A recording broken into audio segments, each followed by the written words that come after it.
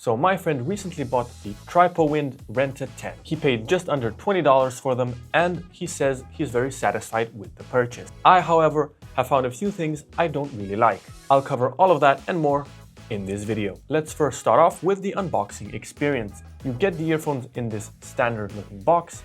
Inside you'll find the earphones themselves, a good quality cable, as well as some different sized silicone ear tips. The first thing you'll notice when you pick them up is that they're made entirely out of metal. This surprised me at first because I wasn't really expecting this type of quality for this low of a price. The design is nice and sleek, with the only graphics being the company name. The detachable cable feels nice and high quality. I also like seeing the 90-degree angle on the 3.5mm jack. I will, however, mention that I don't really like the fact that the cables are only twisted together. I would have preferred seeing another layer of protection on the cable similar to what you see on other earphones, for example the AK6s. The actual size and shape of the earphones is a bit smaller and more compact than I'm used to, but even though they are smaller, they still allow for a great fit and are very comfortable for long listening sessions. The different size ear tips also allow for personalization to get the best fit possible. When it comes to the sound, the earphones perform very well,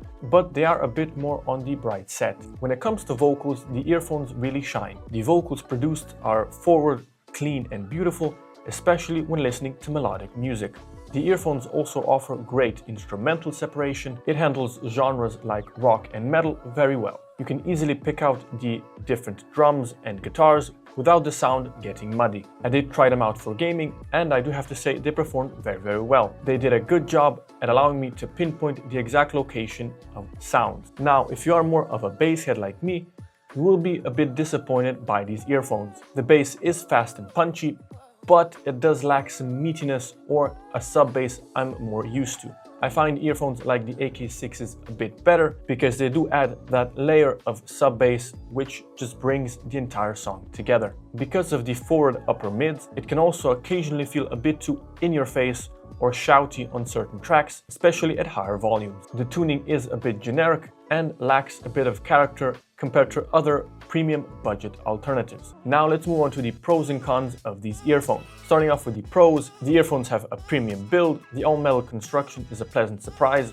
at the sub $20 price point. The bright tuning makes vocals sound forward, clean and exceptionally beautiful, especially in melodic tracks. For a budget set, the instrument separation is very surprising and very good. The earphones are also great for gaming because of their ability to pinpoint the exact location of sounds. The compact, smaller than average size also allows for a good listening experience, even in long listening sessions. Now, when it comes to cons, while the bass is fast, it does lack a bit of that meatiness in the music I personally prefer. I would also prefer seeing the cable be a bit more protected compared to how it is right now. Certain tracks can feel a bit too in your face and harsh when the volume is turned up. Now, when it comes to tuning, it is a bit generic compared to other budget alternatives. Now, in conclusion, if you are someone that is looking for earphones under $20, which emphasize clarity and vocals over heavy bass, these earphones are for you.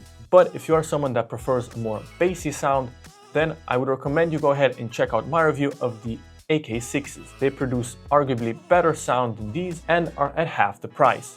With that being said, hope you enjoyed the video and I'll see you next time.